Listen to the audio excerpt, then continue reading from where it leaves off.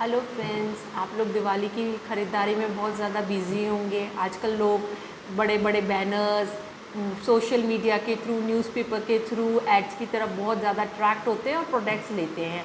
हम लोग भी लेते हैं, आप लोग भी लेते हैं। हम बहुत पैसा खर्च करते हैं उसके ऊपर, और कई बार ऐसा होता है हम पैसा खर्च करने के बाद भी हमें प्रोडक्ट हम सेटिस्फाइड नहीं हो पाते उस प्रोडक्ट से। हम जाते हैं ट्रेडर या मैन्युफैक्चरर या सर्विस प्रोवाइडर के पास कि भैया जी हमारे तो इतना पैसा खर्च कर लिया और हमें अभी इसका रिटर्न नहीं मिल रहा है, कुछ भी नहीं हो रहा है, ना हमारा प्रोडक्ट अच्छा आया है, ना हमें कोई इससे फ़ायदा हो रहा है। तो आपको वो टालम टोल करता रहता है और आप परेशान होते रहते हैं।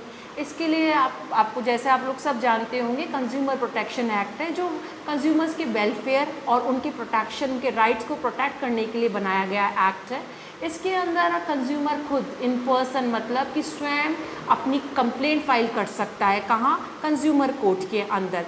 अब इसके लिए कब फाइल कर सकता है कंज्यूमर अपनी कंप्लेंट? जब उसके फेवर में कोई वाद हेतु उत्पन्न होता है, यानी कि कॉज ऑफ एक्शन आता है। जैसे आपने प्रोडक्ट लिया, प्रोडक्ट आपको मन लायक नहीं मिला, आपने ट्रेडर को बोला, मैन्युफैक्चरर को बोला या सर्विस प्रोवाइडर को बोला कि इसमें तो डिफेक्ट है, ये डेफिशिएंसी है, और उसने आपकी बात नहीं सुनी, तो ये कॉज ऑफ एक्शन आपका अराइज हो गया है। कंज्यूमर प्रोटेक्शन एक्ट क्या कहता है कि अगर आपका कॉज ऑफ एक्शन है, कॉज ऑफ एक्शन से लेके 2 साल के पीरियड तक आप कंप्लेंट फाइल कर सकते हैं। कहाँ कंप्लेंट फाइल कर सकते हैं वो भी हमें कंज्यूमर प्रोटेक्शन एक्ट बताता है कि आप 3 कोर्ट्स हैं जिनके यहाँ आप अपनी कंप्लेंट फाइल कर सकते हैं। पहला है डिस्ट्रिक्ट फोरम, फिर है स्टेट कमीशन, फिर नेशनल कमीशन। कैसे आप जाएंगे डिस्ट्रिक्ट फोरम में? आपको पता कैसे चलेगा कि मेरा केस डिस्ट्रिक्ट फोरम में या स्टेट कमीशन में या नेशनल कमीशन में? इसके लिए भी हमें एक्ट ने बताया है कि अगर आपका मामला 50 लाख तक का आ रहा है तो आपकी कंप्लेंट डिस्ट्रिक्ट फोरम में जाएगी। अगर 50 लाख से 2 करोड़ का है तो आपकी कंप्लेंट स्टेट कमीशन में जाएगी, और अगर 2 करोड़ से ज़्यादा का मामला है तो वो नेशनल कमीशन में जाएगी। आपके यहाँ आपको कंप्लेंट फाइल करनी है। कंप्लेन याद रखिए हमेशा राइटिंग में जाएगी और वो आपके पर्टिकुलर वैल्यूएशन के अकॉर्डिंग उस कोर्ट के अंदर जाएगी। कंप्लेंट कैसे आप फाइल करेंगे? कंप्लेंट फाइल करने की सबसे बड़ी बात यह है कि आपको कोर्ट फीस देनी पड़ेगी। कोर्ट फीस बहुत नॉमिनल होती है, वो आपके वैल्यूएशन और कोर्ट के अकॉर्डिंग होती है, 100 रुपये, 200 रुपये।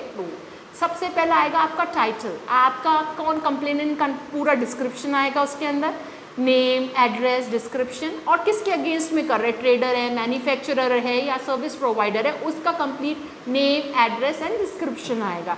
इसके बाद में आएगा कि आपने कौन सा प्रोडक्ट लिया है, कब प्रोडक्ट लिया, किससे प्रोडक्ट लिया, और आपके प्रोडक्ट में क्या डेफिशिएंसी है या आपके सर्विस में क्या डिफेक्ट या डेफिशिएंसी आ रही है। इसके बाद आता है डॉक्यूमेंट्स। अगर किसी ट्रेडर ने मैन्युफैक्चरर ने या सर्विस प्रोवाइडर ने आपको किसी तरह का इनवॉइस नंबर दिया है, बिल नंबर दिया है, या किसी तरह की रसीद है या कोई किसी तरह का प्रोस्पेक्ट या और कोई डॉक्यूमेंट्स है, तो आप उसको अपनी कंप्लेंट के साथ में लगा सकते, संलग्न कर सकते हैं। चौथी बात है विटनेस। अगर आपके फेवर में कोई विटनेस है तो आप विटनेस को भी अपने कंप्लेंट में उसकी लिस्ट दे सकते हैं कंप्लेंट के साथ में, कि वो कोर्ट देखे, एग्जामिन कर सकता है। फोर्थली सबसे इम्पॉर्टेंट है रिलीफ। फिफ्थली जो आपका रिलीफ है, आपको रिलीफ क्या चाहिए? रिलीफ उसको आपको स्पेसिफिकली देना पड़ेगा। आपको रिफंड चाहिए अपने प्रोडक्ट का, या रिप्लेसमेंट चाहिए, या अदर कोई भी जो आप रिलीफ मांग रहे हैं उसको आपको स्पेसिफाई करना होगा। ये सारी जो कंप्लेंट बनेगी वो राइटिंग में, जैसा मैंने आपको बताया।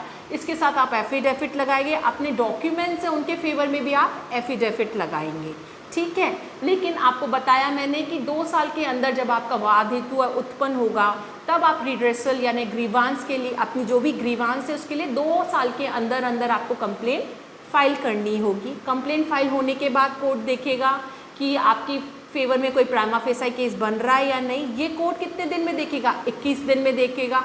और 21 दिन में अगर कोर्ट को विद इन द 21 डेज अगर कोर्ट को लगता है कि आपके फेवर में आप रिलीफ पाने के हकदार हैं, तो नोटिस इशू करेगा आपके अपोजिट पार्टी को, जिसके अगेंस्ट में आपने कंप्लेंट फाइल की है। उस कंप्लेंट को नोटिस इशू करने के बाद कोर्ट उसको सुनेगा, उसका जो भी वो अपने डॉक्यूमेंट्स अपने फेवर में देना चाहेगा वो सब लेगा, और उसके within the 3 month from the date of notice, यानी कि नोटिस के 3 महीने के भीतर वो आपकी कंप्लेंट डिस्पोज ऑफ करेगा। अगर आपका रिलीफ बन रहा है तो डेफिनेटली कोर्ट आपको रिलीफ दिलाएगी।